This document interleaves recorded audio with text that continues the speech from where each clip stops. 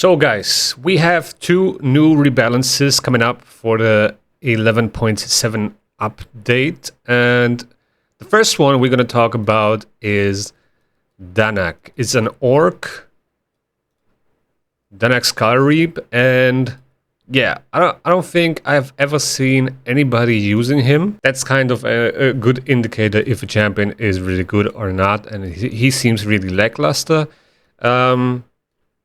I think he's in a couple of Cursed City waves or faction wars. I'm not quite sure, but yeah, he's really not that great. And I don't think this rebalance is gonna change it that much, but we're gonna take a look at it and see. But overall, the Orcs faction are definitely lacking solid champions. I mean, there are some good ones in here, but let's say for like high-end PvP, Garrow is definitely the flagship, and then after that, there's really nothing coming close to that. So it's a little bit disappointing to see the orcs being that bad. Yes, we do have Shayak and we do have the dog and stuff, but Warlord also kind of fell off. There are too many other lockout champions that are way better. I had my hopes up for this guy at some point, but yeah, he's also not really getting the job done. So yeah, let's talk about the rebalance. So this is the rebalance right here. Let's see, the A1. Each hit has a 60% chance of placing a 60% decreased defense debuff for 2 turns. Before it was 30%. And this debuff cannot be resisted if this champion's crit damage is higher than the target's. If an enemy is from the High Elves, Dark Elves, or Silver Watchers faction, this debuff cannot be blocked or resisted. Damage multiplier changed. That is kind of interesting. If you have a lot of crit damage, his debuffs cannot be resisted. Okay, I mean, it's a solid A1 now. You don't have to build him with accuracy if you stack a lot of crit damage. And against High Elves, Dark Elves, or Silver Watchers, apparently he really doesn't like those factions. He also doesn't need accuracy. Okay, let's take a look at the A2. Attacks all enemies, has a 75% chance of placing 50% decrease accuracy debuff for 2 turns and a true fear debuff for 1 turn. Again, these debuffs cannot be resisted if the crit damage is higher or High Elves, Dark Elves, Silver Watchers. Damage multiplier changed as well. I wonder why it said changed. Is it like, why not say increased? I don't know, but okay. The A3 attacks one enemy before attacking, places a 30% increased crit damage buff on this champion for 2 turns. It was probably after attacking, I don't know, but now you buff the increased crit damage and then you attack. It kind of makes sense, so the next part does take place as well. Will ignore shield, unkillable, and strengthen, so that is new. As well as 20% of the target's defense. Will ignore 40% of the target's defense if the target is from the High Elves, Dark Elves, Silver Watchers. Interesting. But it's a single target attack. Not quite sure about this. You kind of want, like for PvP, you kind of want multi-hits now. But okay.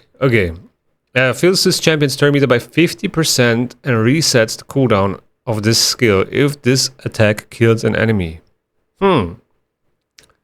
Interesting. So if you can get rid of some, of the total guard stacks and you were able to kill someone with this, and you probably will if it's a High Elf, Dark Elf, or Silver Watcher, then you can go again, or like at least you have like 50% turn meter instantly. That is not bad, but yeah, it's a single target attack. So the passive heals this champion by 50% every time this champion kills an enemy. Grants an extra turn every time this champion kills High Elves, Dark Elves, Silver Watchers. Counter attacks whenever this champion is attacked by an enemy from the High Elves, Dark Elves, or Silver Watchers factions.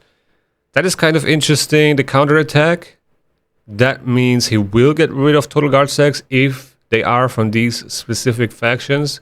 So I guess it could be a nice counter pick.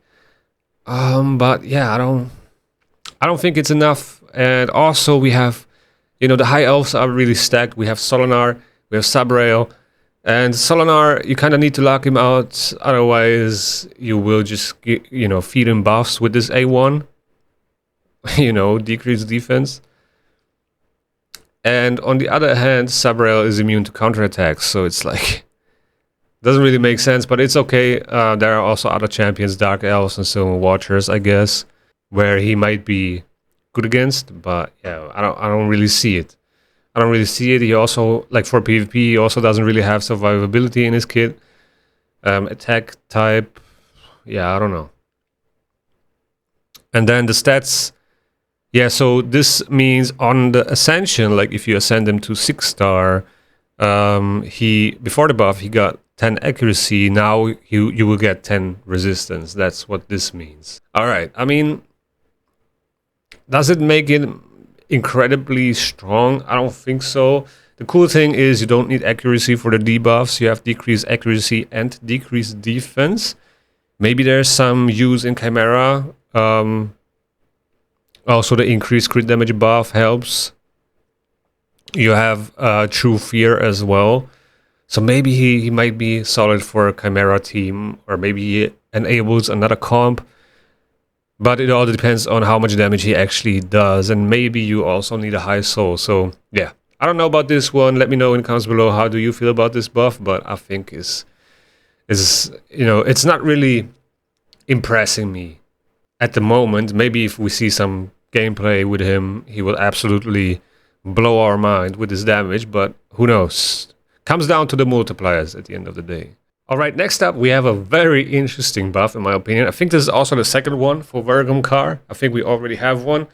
And I'm kind of a little bit disappointed that we didn't get a resin buff yet. He's sitting at 91 base speed, has a 7-turn cooldown on one of his skills. Let's actually take a look at that real quick. I want to highlight that, how outdated this champion actually is. 91 base speed. I don't think there are other champions that have that amount of speed anymore.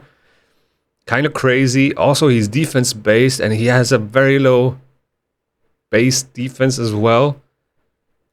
He might be one of the champions with the worst base stats. One of the legendary champions with the worst base stats, and it's actually crazy. 7-turn cooldown on the A3. You can book it down to 6 turns. I mean, it's kind of ridiculous. And then we have champions like this that get 2 buffs. Okay, this sausage got 2 buffs already. All right, so let's see. Just wanted to highlight that real quick. Put some respect on Razin, please, and buff him. All right, let's see. Attacks one enemy, the A1, has a 40% chance of placing a stun debuff for 1 turn. Before it was 35%, and the chance increases by 25% if there is at least 1 buff on the target. And before it was 15% for each buff on a target. Okay, so not bad. Slight increase of chance on the A1. A2 removes all debuffs from all allies, so a cleanse, pretty cool. Places a 60% increased defense on all allies for 2 turns. That's nice. And also a shield buff on all allies for 2 turns, equal to 30% of this champion's max HP. That is nice, that the shield is based on his max HP. So you can kind of control it, how strong the shield will be. But yeah, an AoE cleanse, that's pretty good. And you cleanse all of the debuffs. So let's keep reading the A3. An AoE attack has a 75% chance of removing all buffs from all enemies. Wow, so you have a cleanse and a buff strip. Also has a 75% chance of placing a heal reduction debuff and a 60% decreased defense debuff for 2 turns. So that is the same. You just have the chance to remove all buffs. You can probably book it up to 100%. Before, it was kind of confusing. Removes 1 random buff from each enemy. Has a 75% chance of removing 2 random buffs from each enemy. And then you have the chance to place heal reduction and decrease defense. So, yeah, kind of a weird skill. Now it does make a lot more sense. Buff removal, all buffs, no condition whatsoever, and then debuffs. Pretty cool. And the passive, immune to provoke and stun debuffs. That is huge. Fills this champion's turn meter by 25% each time an enemy attempts to place a provoke or stun debuff on this champion. will also fill this champion's turn meter by 15% whenever an ally receives provoke or stun debuff. Wow, this is an insane passive. I can actually see him being useful against, Stormcaller Marius or Stormcaller in general. If your enemy goes first and he stuns your team, he will take a turn. He will get so much turn meter, he will take a turn, and then you can cleanse unless he's locked out. That's kind of like the thing, but there's a high chance that he will get a turn because that's 25% turn meter on him, right? If he blocks the stun, and then another 15% for each ally. So that's 45%, 70% turn meter. Sounds pretty good. And then his base speed is also increased from 99 to 104. So yeah, there might be something. Maybe that's also the thought that they had to introduce more champions that are immune to stun and can somehow counter Stormcaller Marius. I mean, it would make sense. I don't know if he does enough though. Like, he has buff steals, that's cool. Or like buff removal. He has a cleanse, he has a stun on the A1, but no multi-hits again. It's good that he has an AoE attack though on the A3 alongside the buff removal. So you can kind of remove one total guard stack from everybody and then steal buffs as well. Yeah, but the passive might be the strongest here. I think the passive is pretty strong, and it might be a counter to Stormcaller champions. Or maybe even Odin, right? Maybe even Odin. So yeah, I think this is a solid buff. This buff seems much more useful in PvP. I mean, you kind of have to put him in the right team, I guess. But I think it might be a good answer to Stormcaller. That's my thought. But yeah, we will see. But yeah, guys, that's about it for this video. Let me know in the comments below what you think about these rebalances. I feel like this one is okay. The other one is kind of, I don't know. I don't know about the orc. But yeah, overall, I would love to see more orcs getting buffed because I feel like they're really lacking good champions. Other factions are so stacked, and orcs are really not, right? I mean, there are a lot of champions in there, but they're not really getting used that much besides this one, right? In PvP. Now, Ashnar did get some playtime during the Stone Skin meta, but now with Total Guard, not so much. He kind of became a Hydra champion.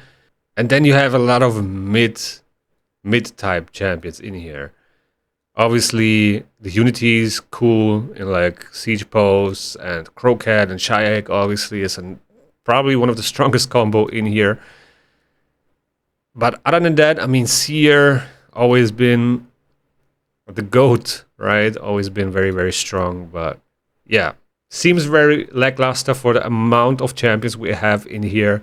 And we don't really see a lot of orcs at the high-end PvP, or even, in the mid-tier PvP, or anywhere, actually.